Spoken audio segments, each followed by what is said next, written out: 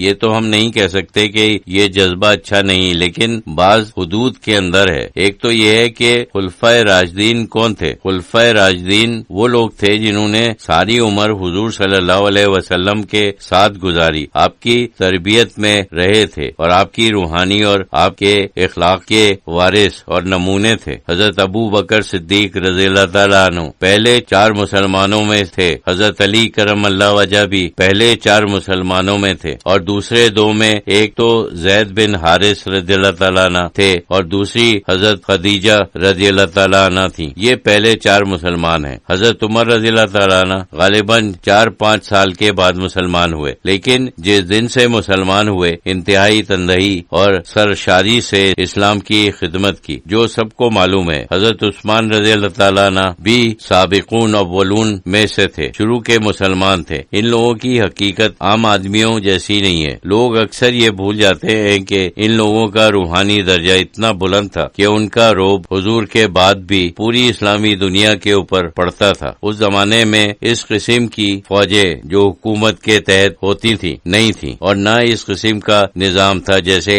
آج کل ہوتا ہے۔ صرف ان کی شخصیت کا رعب اور ان کی عظمت ایسی تھی کہ وہ ہزاروں میل دور ایک حکم بھیجتے تھے تو فوراً لوگ تعمیل کرتے تھے۔ اگر وہ کہتے تھے کہ ہم تعمیل نہیں کرتے تو کوئی ظاہری ذریعہ نہیں تھا کہ اس حکم کو بزور شمشیر منوائیں۔ حضرت عمر رضی اللہ تعالیٰ عنہ کے زمانے میں پورے شام، عراق، ایران کے بہت بڑے حصے یہاں تک کہ کابل تک پہنچ گئے تھے۔ بعد میں حضرت عثمان رضی اللہ تعالیٰ عنہ کے زمانے میں مکران تک پہنچ گئے تھے، اسی طرح دوسری جانب مصر وغیرہ تک پہنچ گئے تھے۔ یہ لوگ صرف اپنی شخصیت کی بنا پر حکومت کرتے تھے۔ ان کی روحانی عظمت ایسی تھی اور ان کا رعب ایسا تھا کہ جب وہ لکھتے تھے تو بڑے بڑے صحابی جو ان کے اجرا اور ان کے نائب تھے فوراً سر جھکا دیتے تھے۔ کسی سزا کے ڈر سے نہیں بلکہ صرف ایک رعب تھا اور ایک شان تھی۔ اس زمانے میں کوئی خاص نظام نہیں تھا۔ لوگ آج کل ہر وقت نظام کی بات کرتے ہیں، اس زمانے میں نظام بہت مختصر ہوتا تھا۔ زیادہ تر پوری حکومت اور پورا نظام شخصیات کے اوپر مبنی ہوتا تھا۔ ایک بڑے علاقے کے لیے امیر بنایا جاتا تھا۔ سب سے اہم بات یہ تھی کہ امیر کون ہوگا، کیونکہ اس پورے علاقے اور اس کے نظام کا دار و مدار اسی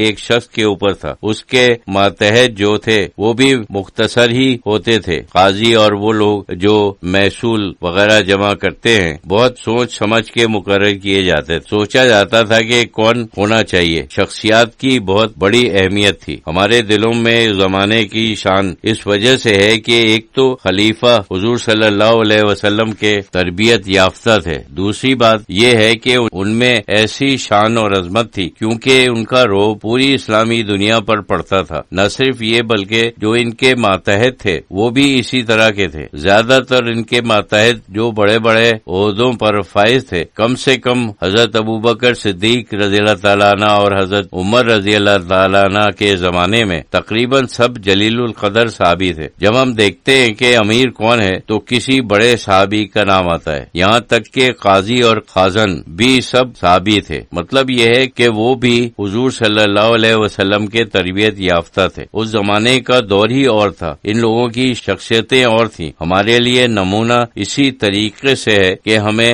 سمجھنا چاہیے کہ ایک تو ان کی مسلمانوں کے ساتھ خیر خواہی اور ہمدردی بے انتہا تھی، دوسری بات یہ تھی کہ وہ بے غرض تھے۔ وہ خلافت کو ایک خدمت سمجھتے تھے، وہ یہ نہیں سمجھتے تھے کہ دنیا میں کامیابی ہو گئی ہے۔ جیسے آج کل ہم سمجھتے ہیں کسی کی ترقی ہو جاتی ہے تو وہ خوش ہو جاتا ہے کہ میں دنیا میں بڑھ گیا، وہ چیز ان میں بالکل نہیں تھی، بلکہ وہ اسے ایک خدمت اور ذمہ داری سمجھتے تھے، وہ اس میں اپنا مفاد نہیں دیکھتے تھے۔ اسی طرح سے ان کے بہت سے عمراء کا حال تھا۔ حضور صلی اللہ علیہ وسلم اور اسلام کی برکت ایسی تھی کہ ان میں پوری طرح سے انصاف بھرا ہوا تھا، ہر ایک کے ساتھ انصاف کرتے تھے، مسلمان کے ساتھ بھی اور غیر مسلموں کے ساتھ بھی۔